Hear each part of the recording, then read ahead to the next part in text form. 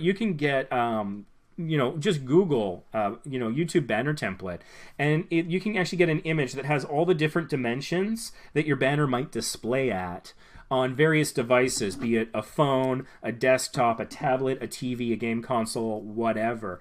And so what I would do, if you have Photoshop, for example, is I would put that as a semi-transparent layer and lock the layer on Photoshop, and then make it so that everything that you absolutely want people to see in your image is contained in the smallest box, so that that part of the image is seen by every platform, and then it's consistent and it'll look good.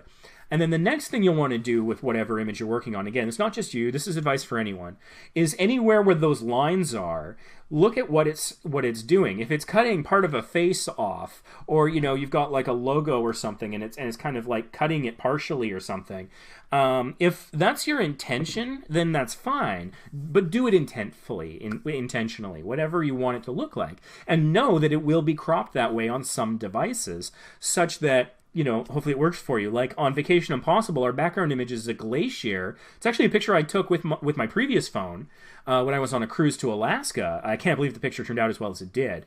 And it's got Vacation Impossible inside, but at any resolution on any device, those words are visible and it's clearly a glacier.